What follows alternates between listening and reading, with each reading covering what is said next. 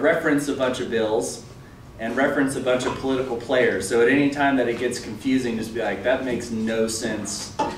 Stop and slow down and start all over. And I will. So where we're going to start is 1983, my birth year, which is an excellent year. In 1983, the Mountain Ridge Protection Act was passed. Mountain Ridge Protection Act. So that was in the 80s. Now, this bill was passed largely in the part of a push by some Democrats in the House who, in response to Sugar Top, were like, no way in hell are we ever going to allow anything like Sugar Top to ever happen again, ever. And everybody knows Sugar Top, right? Everyone's seen that. So in the 80s, this was a kick-ass bill. This was like the environmental bill in the West. It was a huge fight.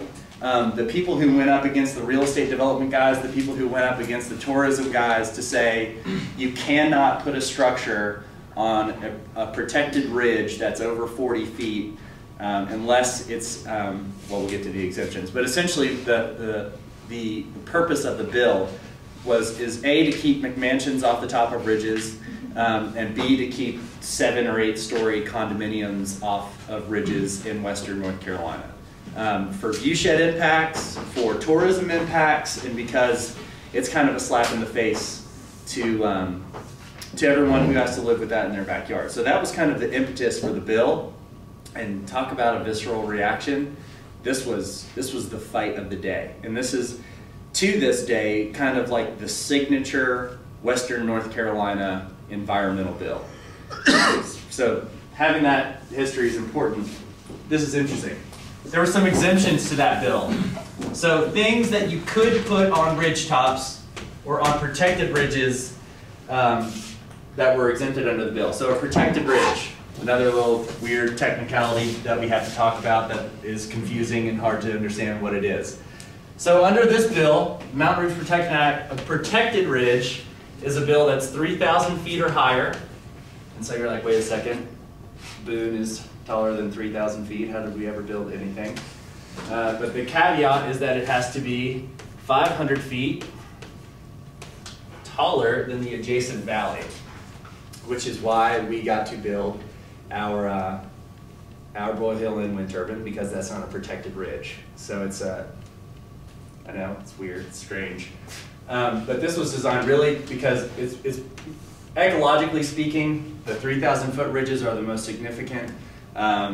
Tourism-wise speaking, most of the adjacent ridges to the Blue Ridge Parkway, the Appalachian Trail, etc., are over 3,000 feet. So it's designed pretty specifically to keep things off of those ridges.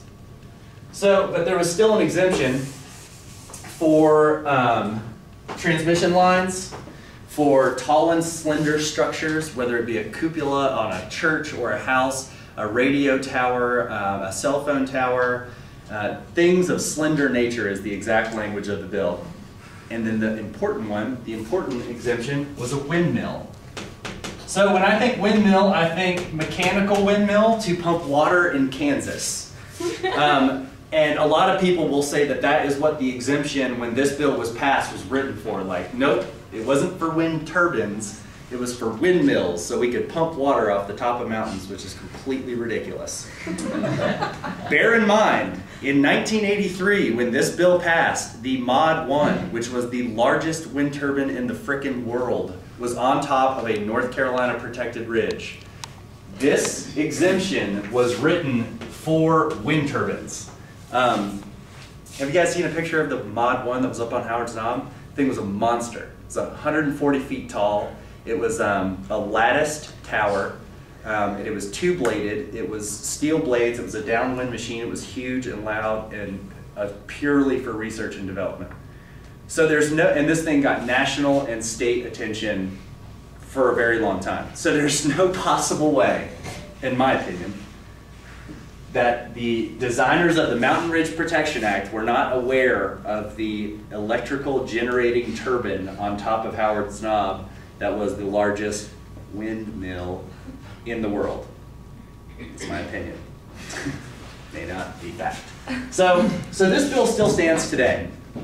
And in 2007, we passed another bill called the Renewable Energy Portfolio Standard, also known as the REP. So there's Bill 1 of importance, here's Bill 2 of importance, the RPS. Now this bill says we have to get 12.5% of our electricity by 2021 by renewables. It's awesome. We're the only state in the Southeast that has it. It was a hard fight to get it. We're the home of two of the largest coal-burning utilities in the country, Duke Power and Progress Energy. We generate 60% of our electricity with coal. We're the #1 consumer of mountaintop removal coal in the United States. We're obviously a coal, non-renewable, friendly state from the energy perspective. So to get this bill passed, even though that kind of seems like a relatively small number, it was a big step. And we're the only state in the Southeast that's done it. So when you do something like this and you mandate that a certain percentage of your electricity has to come from wind, and has to come from solar and biomass and all these other things, and you have to, there was provisions in the bill written for energy efficiency, which is hugely important. When you do that, when you pass a bill that says you have to generate this electricity from renewables, you can imagine that that kind of sends out this big alarm system to renewable energy companies. I mean, we just created a statewide market. We just made wind energy competitive. We just made solar energy competitive on a statewide utility scale, which is the idea, is that we want to bring those industries to North Carolina. We want to bring manufacturing, we want to bring renewable energy development to the state, and that's the whole point of passing the bill. So, obviously, we've got a lot of wind. This university did a study on mountain wind, which took into account a lot of exclusion zones. Like, let's take all the important areas in western North Carolina off the table. Spruce fir habitats, public lands, the Blue Ridge Parkway, important bird areas, the list goes on. And even if we take all these very ecologically, historically significant lands off the table in western North Carolina, we still have like 767 megawatts of wind potential, which is the size of a medium-sized coal-fired power plant. And then the economic impacts of 767 megawatts of renewable energy development is pretty intense, and we can go down the list. I think Marcus has those stats remembered too.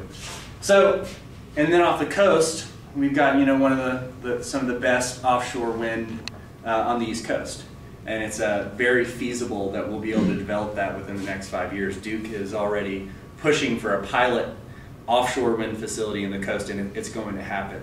They're jumping through the hurdles right now, but they will erect offshore turbines off the coast of North Carolina. We'll be the first state in the United States to have offshore wind. It'll be pretty rad. So obviously, with all this wind talk, who do you think's interested in our state? Wind energy developers, folks who want to put utility scale wind turbines in the mountains and also in the coast. It's long-winded, I know. So now I'm going to erase this. Remember this? Important. Mountain Ridge Protection Act, keep things off the ridges. Exemption for windmill. Renewable Energy Portfolio Standard creates a market for wind and solar and the other things. Actually, I'll leave that up. So, knowing that we are going to probably have a lot of wind energy developers coming to the table wanting to build projects. Obviously, the industry moves in.